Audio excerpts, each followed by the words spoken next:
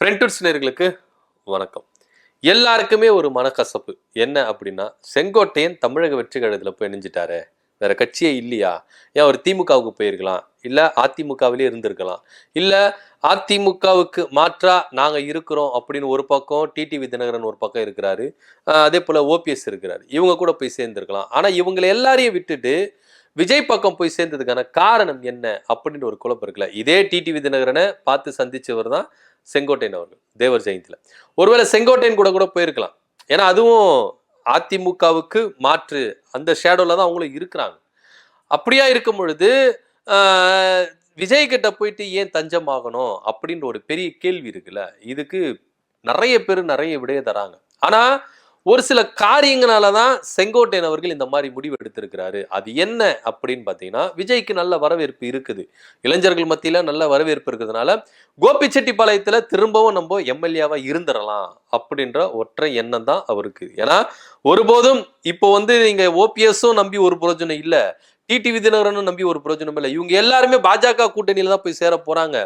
So அப்போ நம்ம அங்கே போய் சேர்றதை விட அங்கே நம்ம 10ஓட 11 இருக்கிறத விட இங்கே தமிழக வெற்றி கழகத்தில் நம்மளுக்கு உரிய அங்கீகாரம் கிடைக்கும். அதனால இங்கே போயிடுவோம். ஏன்னா இங்கே பெரிய ஆளுமைன்னு யாருமே இல்லை. விஜய் அவ்வளோ பெரிய ஆளுமை இல்லை, அரசியல் ஞானமும் இல்லை, புஷி ஆனந்தும் இல்லை, வேற யாருமே இல்லை. நம்ம போய் இருந்துட்டா நம்மளுக்கான ஒரு அங்கீகாரம் இருக்கும் அப்படின்ற ஒரு ரேஞ்சில் தான் செங்கோட்டையன் அவர்கள் தமிழக வெற்றி கழகத்தில் போய் இணைஞ்சாரு. அது மாத்திரம் இல்லாமல் கோபிச்செட்டிப்பாளையத்தில் திரும்பவும் எம்எல்ஏவா வந்துடணும் அப்படின்ற ஒரு ரேஞ்சில தான் அவர் போய் சேர்ந்திருக்காரு. ஆனா இப்ப என்னன்னா சிக்கல் பயங்கர இடியாப்பு சிக்கலா இருக்கு. தமிழக வெற்றி கழகத்துல போய் சேர்ந்த செங்கோட்டையன் அவர்களுக்கு உரிய அங்கீகாரம் கிடைச்சிருக்கா அப்படின்னா கிடைக்கவே இல்லை. ஏன் அப்படின்னு பாத்தீங்கன்னா, நிர்வாக குழு தலைமை ஒருங்கிணைப்பாளர் பதவி கொடுத்திருக்காங்க, கொங்கு மண்டல அமைப்பு பொதுச் செயலாளர் பதவி கொடுத்திருக்காங்க. மாநில லெவல்ல இவருக்கு ஒரு பதவியோ ஒரு அங்கீகாரம் கொடுத்திருக்காங்கன்னா இல்லவே இல்லை. நிர்வாக குழுவை இவரு தலைமையா இருந்து என்ன பண்ணணும், ஒருங்கிணைக்கணும். இதுதான். இது வந்து இவர் எப்படி சொல்றாருன்னா, புஷி ஆனந்தோடு கூட இணைஞ்சுதான் செயல்படணும் வேண்டி, புஷி ஆனந்துக்கு மேலேயோ புஷி ஆனந்துக்கு கீழேயோ இவருக்கு இல்ல. இவர் யாருமே கண்ட்ரோல் பண்ண முடியாது. அதுதான் இங்க வந்து எடுத்துக்கொள்ள முடியும். இவங்க எல்லாருமே ஒருங்கிணைந்து தான் செயல்பட முடியும் கண்டி. இவர் யாருமே கண்ட்ரோல் பண்ண முடியாது. அதிகார வரம்புக்குள்ள இவர் வரல, செங்கோட்டையன் அவர்கள் வரல அப்படின்றதா நிதர்சனமான உண்மை. ஒருவேளை நீங்க கொங்கு பெல்ட்ல என்ன பண்ணிக்கலாம், நீங்க அமைப்பு செயலாளர் அப்படின்னும் பொழுது அந்த இடத்துல நீங்க இது பண்ணிக்கலாம். ஆனா கட்சி அப்படின்னு வரும் பொழுது புஷி ஆனந்தும் இங்க உங்களுக்கு ஈக்குவல் தான், ஆதவர்ஜுனாவும் உங்களுக்கு ஈக்குவல் தான், நிர்மல் குமாரும் உங்களுக்கு ஈக்குவல் தான். உங்களுக்கு கீழே இருக்கிற எல்லாருமே உங்களுக்கு ஈக்குவல். நீங்க அதிமுக இருக்கும் பொழுது உங்களுக்குன்னு ஒரு அங்கீகாரம் இருந்தது. சீனியர் 50 வருட அதிமுக அப்படின்ற ஒரு பிராண்டு, ஒரு முத்திரை உங்களுக்கு இருந்தது. ஆனா நீங்க அதிமுகவில் இருந்து அதை நீங்க வெளியே வந்துட்டு தமிழக வெற்றி கழகத்துக்கு போனீங்க. அங்க உங்களை 10ஓட 11 இல்ல, கடைகோடியில தான் உங்களை வச்சிருக்கிறாங்க அப்படின்னு எடுத்துக்கணும். இதுவே நீங்க திமுக பக்கம் போயிருந்தாலோ, இல்லப்பா நீங்க டிடிவி தினகரன் பக்கம் போயிருந்தாலோ, இல்ல அதுவும் வேண்டாமா, நானும் ஓபிஎஸ் மாதிரி டிடிவி தினகரன் மாதிரி தனியா ஒரு அணியை நான் உருவாக்குறேன், அதிமுகல இருந்து பிரிச்சு உருவாக்குறேன் அப்படின்னு சொல்லிட்டு நீங்க இருந்துடணும். முதல்ல செங்கோட்டையன் அவர்கள் எப்படியெல்லாம் மாற்றியா இருக்காரு, டைவ் அடிச்சிருக்கிறாரு அப்படின்னு பாத்தீங்கன்னா, நிறைய விஷயங்கள் சொல்லிட்டு போலாம். அதிமுகவை ஒன்றிணைத்துக்கு கெடு கொடுத்தாரு எடப்பாடி பழனிசாமிக்கு. ஆனா எடப்பாடி பழனிசாமி கட்சி விட்டு ஒதுக்கி வச்சாரு. தேவர் ஜெயந்தில நீங்க போய் சசிகலாவையும் டிடிவி தினகரனையும் ஓபிஎஸ் சந்திச்சீங்க, உங்களை அதிரடியா கட்சி விட்டு நீக்கினாரு. நீக்கின உடனே என்ன பண்ணாரு, இதுக்கப்புறம் அதிமுக ஒன்றிணைக்கும் பணியில தீவிரமா செயல்பட போறேன் அப்படின்னு தான் சொன்னாரு. ஆனா இவர் அதிமுகவை ஒன்றிணைக்கும் பணியில தீவிரமா செயல்பட்டாரா அப்படின்னா இல்லவே இல்லை. இவரு சசிகலாவையும் நம்பல, ஓபிஎஸ்ஸையும் நம்பல, டிடிவி தினகரனையும் நம்பல. ஏன்னா இவங்க கூட எல்லாருமே இணைஞ்சு 3 பேர் பேட்டி கொடுத்தாங்க. ஆனா அப்பவும் என்ன பண்ணிருக்கணும், இவங்க அந்த அதிமுக ஒன்றிணைக்கிறதுக்கு செயல்பட்டு இருக்கணும். ஆனா இவர் என்ன சொல்றாருன்னா, நான் பேசுனதாவே இருந்தது, யார செயல்படுறதுக்கு வரல அப்படின்னு ஒரு குற்றச்சாட்டையும் வைக்கிறாரு டிடிவி தினகரன் மேலையும் ஓபிஎஸ் மேலையும். சோ இப்படியா இருக்கச்சதான் இவரு இது இப்படியே போயிருந்தா நல்லா இருக்காது, நமக்குன்னு ஒரு அங்கீகாரம் வேணும், திரும்பவும் நம்ம எம்எல்ஏ ஆயிரணும், அதனால இப்ப நம்ம தமிழக வெற்றி கழகத்துக்கு போயிடலாம் அப்படின்னு, அங்க ஒரு நம்மளுக்கு உரிய அங்கீகாரம் கிடைக்கும் அப்படின்னு சொல்லிட்டு தான் போனாரு. ஆனா அங்க இருக்கிறவங்க எல்லாருமே 2K கிட்ஸ் பாலிடிக்ஸ். இவர் வந்து பாத்தீங்கன்னா நிறைய அரசியல் ஞானி அப்படின்னு கூட நம்ம எடுத்துக்கலாம் செங்கோட்டையன் அவர்கள். ஏன்னா எம்ஜிஆர் காலத்துல இருந்து ஜெயலலிதா காலத்துல இருந்து அரசியல் ஞானி. இவருக்கும் அவங்களுக்கும் ஏணி வச்சா கூட எட்டாது அந்த ரேஞ்சுக்கு அரசியலுடைய ஞானம் வந்து பயங்கரமா இருக்கு. இப்படியா இருக்கும் பொழுதுதான் பரவாயில்ல, நான் ட்ரெண்டிங்க்கு வரேன், நான் ட்ரெண்டிங்ல மாறுறேன் அப்படின்னு சொல்லிட்டு இவர் என்ன பண்ணியிருக்காரு, போயிட்டு தமிழக வெற்றி கழகத்துல இணைஞ்சிருக்கிறார். தமிழக வெற்றி கழகத்துல போய் இணைஞ்சதுனால இது அதிமுகவுக்கு பெரும் பாதிப்பா அப்படின்னு கேட்டா ஒரு வகையில பாதிப்பு, ஒரு வகையில மகிழ்ச்சி அப்படின்னு எடுத்துக்கலாம். ஏன் அப்படின்னா செங்கோட்டையன் அவர்களை ஓரங்கட்டி ஒதுக்கி வச்சுட்டோம். இப்ப செங்கோட்டையன் அவர்கள் தமிழக வெற்றி கழகத்துல போயிட்டாரு.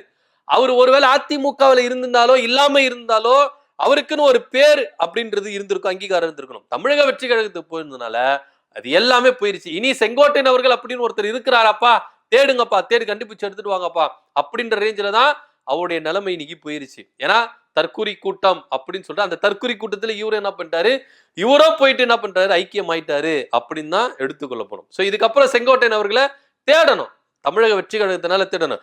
நீங்க அதிமுக இருந்து விலகி வச்சிருந்தாலோ உங்களுக்குன்னு ஒரு பவர் இருந்தது, உங்களுக்குன்னு ஒரு வரவேற்பு இருந்தது. ஆனா இன்னைக்கு அதுவும் போயிருச்சு அப்படின்னு எடுத்துக்கொள்ளணும். என்ன பாதகம் அப்படின்னு பாத்தீங்கன்னா, இப்போ செங்கோட்டையன் அவர்கள் என்ன பண்ணுவாரு அப்படின்னு பாத்தீங்கன்னா, அதிமுக அதிருப்தியாளர் இருப்பாங்களா அவங்க எல்லார்கிட்டயும் பேச்சுவார்த்தை நடத்தி இப்ப தமிழக வெற்றி கழகத்துக்கு கூட கொண்டு வரணும்.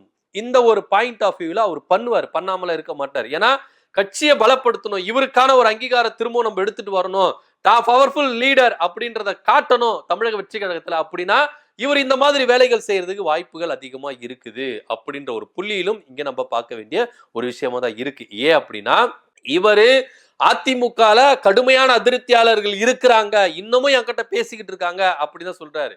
சோ இப்ப என்னன்னா அதிமுக இருக்கிறவங்க எல்லாரையுமே தாம் பக்கம் இழுத்துக்கிறதுக்கான வாய்ப்புகள் அதிகமா இருக்குது. அது எந்த கட்டத்துக்கு போக போகுது அப்படின்னு நம்மளுக்கு தெரியல, அதை பொறுத்து இருந்தா பார்க்கணும். அடுத்தபடியா செங்கோட்டையன் அவர்கள் இன்னமும் ஜெயலலிதா படத்தையும் எம்ஜிஆர் படத்தையும் அவர் என்ன பண்றாரு, தன்னுடைய பேனர்ல, கட்சி அலுவலக பேனர்லயோ பாக்கெட்லயோ ஜெயலலிதா போட்டோ போட்டுறாரு. ஆனா இங்க விஜய் அவர்களுக்கு எம்ஜிஆர் ஏத்துப்பாரு, அண்ணாவை ஏத்துப்பாரு, ஆனா ஜெயலலிதாவை ஏத்துப்பாரா அப்படின்னா கிடையவே கிடையாது. ஏன் அப்படின்னு பாத்தீங்கன்னா எல்லாருக்குமே நல்லாவே தெரியும், தலைவா படம் ரிலீஸ் பண்ணும்போது இதே ஜெயலலிதா அவர்கள் விஜய் எந்த அளவுக்கு வருத்தெடுத்தாங்க அப்படின்றது எல்லாமே நமக்கு கண்கூடா பார்த்துருக்கும். அப்படி இருக்கும் பொழுது திராவிட அரசியலை பேசுற, அதிமுகவின் வரலாறு பேசுகிற விஜய் அவர்கள் அண்ணாவையும் எம்ஜிஆரையும் மட்டும்தான் எடுத்துக்கிறாரே கண்டி ஜெயலலிதாவை இது வரைக்கும் டச் பண்ணதே கிடையாது. அது அது நல்ல விதமாகவும் இருந்தாலும் சரி, ஜெயலலிதா விமர்சிக்கிறதா சரி, ஜெயலலிதா பக்கம் அவர் போனதே இல்லை, ஜெயலலிதாவை தொட்டதே கிடையாது. ஏன் அப்படின்னு பாத்தீங்கன்னா ஜெயலலிதாவை அவர் எடுத்து அரசியல் பண்ணணும்னு அவர் விரும்பவே இல்லை. எங்களுக்கு தேவை எம்ஜிஆர், அண்ணா, இவங்க மட்டும் இருந்தா போதும் அப்படின்னு தான் போறாரு. ஆனா இதுவரைக்கும் நீங்க தமிழக வெற்றி கழகத்துல இருக்கிறவங்க எல்லாருமே இதுவரைக்கும் அண்ணா பிறந்த நாளுக்கோ இல்ல ஜெயலலிதா அவர்களுக்கு சமாதிக்கு உள்ள போயிருக்காங்களா அப்படின்னா போனதே கிடையாது. அண்ணா சமாதிக்கு போனாங்க, எம்ஜிஆர் சமாதிக்கு போனாங்க, ஜெயலலிதா சமாதிக்கு செங்கோட்டையன் தான் அழிச்சு போயிருக்காண்டி இவங்க தானா பொண்ணுல. இப்ப இதா தமிழக வெற்றி கழகத்தில் இருக்கிறவங்களுக்கு ஒரு வரப்பிரசாதம் அப்படின்னு கூட சொல்லலாம். பாப்பா நாங்க உள்ள வந்துட்டோம்ப்பா அப்படின்னு சொல்லிட்டு அவங்க என்ன பண்ணலாம், சொல்லிக்கலாம். அது ஒரு புறம் இருக்கட்டும். இப்படியா இருக்கும் பொழுது தன்னுடைய பாக்கெட்ல ஜெயலலிதா படத்தை வச்சுக்கிட்டு தான் என்ன பண்றாரு, விஜய் போய் சந்திக்கிறாரு, வெளியே வராரு, பிரஸ் மீட்ல எல்லாம் பண்றாங்க. துண்டை போட்டுக்கினாலும் துண்டு போட்டுக்க மாட்டேன் அப்படின்னு சொல்லிட்டு ஆதவர்ஜனா கிட்ட அதை ரிட்டர்ன் பண்றாரு. என்னதான் இருந்தாலும் ஜெயலலிதா அப்படின்னு ஒரு அடையாளத்துலதான் நான் இருக்கிறேன் அப்படின்னு சொல்லிட்டு. ஏன்னா இவருக்கு என்ன எடப்பாடி பழனிசாமி கிட்ட முதன்மை எப்படி கிளாஷ் ஆகுது அப்படின்னு பாத்தீங்கன்னா, இந்த அவிநாசி திட்டத்தை கொண்டு வந்த பொழுது விவசாயிகள் எல்லாம் சேர்ந்து பாராட்டு விழா நடத்தினாங்க எடப்பாடி பழனிசாமி. அதுல எம்ஜிஆர் போட்டோவையும் ஜெயலலிதா போட்டோவையும் தவிர்த்துட்டாங்க. எடப்பாடி பழனிசாமி போட்டோ தான் இருக்கு, அவங்களாலதான் நம்ம வளர்ந்தோம், ஆனா அவங்க போட்டோ இல்ல. சோ இவங்க ரெண்டு பேருக்கு எங்க ப்ராப்ளம் ஸ்டார்ட் ஆயிடுச்சுன்னா அந்த போட்டோ விஷயத்துல தான் ப்ராப்ளம் ஸ்டார்ட் ஆயிடுச்சு. இப்படியா இருக்குச்சுதான் இவங்க திரும்பவும் எம்ஜிஆர் ஜெயலலிதா அப்படின்ற ஒரு விஷயத்த இவர் திரும்ப கொண்டு வராரு, ஜெயலலிதா போட்டோவே போடுறாரு. ஆனா இங்க தமிழக வெற்றி கழகத்துக்கு அது கொஞ்சம் நெருடலாவே இருக்கு. எங்க தலைவரை கையை கட்டி தலகுனிய வச்ச தலைவியை நீங்க எப்படி உயர்த்தலாம், இருக்குமா இருக்காதா அப்படின்ற ஒரு கேள்விதான். ஏன்னா அப்படி ஒருவேளை ஏத்துக்கிட்டாருன்னா விஜய் அவர்கள் தன்னுடைய லாபத்துக்காக, தன்னுடைய கட்சி வளர்றதுக்காக எல்லாத்துலயும் நெலிஞ்சு சுழிஞ்சு போயிடுவாரு அப்படின்றத நம்ம எடுத்துக்கணும். இன்னைக்கு இப்படி போறவரு நாளைக்கு பாஜக கிட்ட ஏன் போக மாட்டாரு அப்படின்றதையும் நம்ம பார்க்கணும். இன்னைக்கு ஜெயலலிதாவை விஜயா ஏத்துக்கிட்டாரு அப்படின்னு பாத்தீங்கன்னா ஏன் முதல்ல ஏத்துக்கல அப்படின்ற கேள்வி. எம்ஜிஆர் அண்ணா அவர்களை ஏத்துக்கிறவங்க அதே பாரம்பரியத்துல வருகிற ஜெயலலிதாவையா நீங்க ஏத்துக்கல அப்படின்னு ஒரு பார்வையும் இருக்கு. சோ ஒருவேளை ஏத்துக்கிட்டாலும் பிற்காலத்துல பாஜகவையும் ஏத்துக்குவாரு அப்படின்ற ஒரு புள்ளியில தான் நம்ம பார்க்க வேண்டிய ஒரு விஷயமா தான் இருக்கு. ஆக மொத்த செங்கோட்டையன் அவர்கள் சுய லாபத்துக்காகத்தான் தமிழக வெற்றி கழகத்துல போயிருக்காரே கண்டி மற்ற எந்த லாபத்துக்காகவும் போகல. அப்படி போயிருந்தா திராவிட கொள்கைய அவங்க முழுசா ஃபாலோ பண்றாங்களா அப்படின்ற ஒரு கேள்வி இருக்குல்ல. இப்போ தமிழக வெற்றி கழகத்துல என்னென்ன கொள்கைகள் அப்படின்னு இப்போ போயிருக்கிற செங்கோட்டையன் அவர்களை பேசினோட திராவிட கொள்கை தான் பேசுவாரு. தமிழக வெற்றி கழகத்துன்னு எந்த கொள்கையும் கிடையாது. சோ இப்ப என்ன பண்ணுவாங்க, செங்கோட்டையனை வைத்துக்கொண்டு இங்க எல்லா காய்களையும் இவங்க தமிழக வெற்றி கழகம் நடத்துவாங்க. இப்ப எப்படி நான் செங்கோட்டையன் அவர்கள் தமிழக வெற்றி கழகத்துக்கு பண்ருட்டி ராமச்சந்திரன் மாதிரி, பண்ருட்டி ராமச்சந்திரன் ஒவ்வொரு கட்சிக்கும் ஆலோசகரா இருந்திருக்கிறார். எல்லாரும் கட்சி ஆரம்பிச்சாலும் அவர் இப்ப தேமுதிக கூட கட்சி ஆரம்பிச்சது விஜயகாந்த் அவர்கள் என்ன பண்ணார், பண்ருட்டி ராமச்சந்திரன் பக்கத்துல வச்சுக்கிட்டார். அது போலதான் இப்போ இவர் என்ன பண்ணுவாரு, ஒரு ஆலோசகரா, அப்படிதான் இவருடைய பயணம் இதுக்கப்புறம் செல்லுபடியாகி ஒரு தலைவரா அப்படின்னு போகுமா? போகவே போகாது. தமிழக வெற்றி கழகத்துல போய் ஐக்கியமாயிட்டாரு. இனி அவர் எப்படி டம்மியா இருப்பாரு அப்படின்ற ஒரு கோணத்துலதான் செங்கோட்டையன் அவருடைய நிலைமை நகரும் அப்படின்ற விஷயத்தையும் இங்க பார்க்க வேண்டியதா இருக்கு. ஆக மொத்த செங்கோட்டையன் அவர்கள் நீங்க தமிழக வெற்றி கழகத்துக்கு போனதுனால இங்க அதிமுகவுக்கு பெரும் பாதிப்பு கிடையாது. ஆனா இருந்தாலும் ஒரு சின்ன நெருடல் இருக்கும். ஒருவேளை அதிருப்தியாளர்கிட்ட எல்லாம் பேசி தமிழக வெற்றி கழகத்துல போயிட்டு அங்க சேர்த்துருவாரா அப்படின்னு. ஆனா அதுக்கு முன்னாடி இபிஎஸ் அவர்கள் ரொம்ப உஷாராகி என்ன பண்ணுவாரு, இவ்வளவு பெரிய என்ன பண்ணாரு, இத்தனை காலம் தக்க வச்சிருந்தாரு, கொஞ்சம் பேர் தக்க வச்சுக்கிறதுக்கு அவர் முயற்சிப்பாரு அப்படின்னு எடுத்துக்கொள்ளப்படுது. தன்னுடைய பதவி பறிக்கப்பட்டது, திரும்பவும் அந்த பதவி எம்எல்ஏ பதவி பெறுறதுக்கு தான் தமிழக வெற்றி கழகத்துல செங்கோட்டையன் அவர்கள் போனார். ஆனால் 2026 சட்டமன்ற தேர்தலில் செங்கோட்டையன் அவர்கள் ஜெயிக்க மாட்டார் அப்படின்ற ஒரு கருத்தும் இங்க நிலவுது. இதை பத்தி உள்ள கருத்து என்ன அப்படின்னு கமெண்ட் பண்ணுங்க. நன்றி, வணக்கம்.